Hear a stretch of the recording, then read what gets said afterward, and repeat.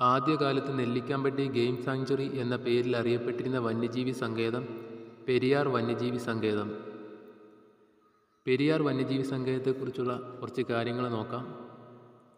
കേരളത്തിലെ ഏറ്റവും വലിയ വന്യജീവി സങ്കേതമാണ് പെരിയാർ വന്യജീവി സങ്കേതം. കേരളത്തിലെ ആദ്യത്തെ വന്യജീവി സങ്കേതം പെരിയാർ സ്ഥാപിതമായത് 1950. 1978 കേരളത്തിലെ ആദ്യത്തെ കടുവ സംരക്ഷണ കേന്ദ്രമായി പെരിയാർ വന്യജീവി സങ്കേതം മാറി. തേക്കടി വന്യജീവി സങ്കേതമെന്നും പെരിയാർ വന്യജീവി സങ്കേതം അറിയപ്പെടുന്നു. കർണാടകയിലെ ബന്ദിപ്പൂർ കടുവ സംരക്ഷണ കേന്ദ്രം, തമിഴ്നാട്ടിലെ മുതുമലൈ വന്യജീവി സങ്കേതം എന്നിവയുമായി അതിർത്തി പങ്കിടുന്ന വന്യജീവി സങ്കേതമാണ് വയനാട് വന്യജീവി സങ്കേതം. കേരളത്തിലെ ആദ്യത്തെ പക്ഷിസങ്കേതമാണ് എറണാകുളത്തെ തട്ടേക്കാട്.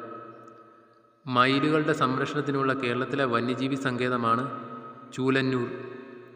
കേരളത്തിലെ ഏക കന്യാവനമാണ് സൈലന്റ് വാലി. ഏറ്റവും കൂടുതൽ വന്യജീവി സങ്കേതങ്ങളുള്ള കേരളത്തിലെ ജില്ലയാണ് ഇടുക്കി. ഇന്ത്യയിൽ ഏറ്റവും കൂടുതൽ ദേശീയോദ്യാനങ്ങളുള്ള സംസ്ഥാനം മധ്യപ്രദേശ്. ഇന്ത്യയിൽ ഏറ്റവും കൂടുതൽ വന്യജീവി സങ്കേതങ്ങളുള്ള സംസ്ഥാനം മഹാരാഷ്ട്ര. റൂർക്കേല സ്റ്റീൽ പ്ലാന്റ് സ്ഥിതി ചെയ്യുന്ന സംസ്ഥാനം ഒഡീഷ. റൂർക്കേല സ്റ്റീൽ പ്ലാന്റ് ഒഡീഷയിലാണ് സ്ഥിതി ചെയ്യുന്നത്. ജർമ്മനിയുടെ സഹായത്തോടെയാണ് റൂർക്കേല സ്റ്റീൽ പ്ലാന്റ് നിർമ്മിച്ചത്. ഇരുമ്പുരുക്ക് നിർമ്മാണത്തിന് പ്രാധാന്യം ലഭിച്ച രണ്ടാം പഞ്ചവത്സര പദ്ധതിയിലാണ്. ഇന്ത്യയിലെ ആദ്യത്തെ ചെറുകിട ഇരുമ്പുരുക്ക് നിർമ്മാണശാലയാണ് തമിഴ്നാട്ടിലെ പോർട്ട് നോവയിൽ 1830 സ്ഥാപിതമായത്.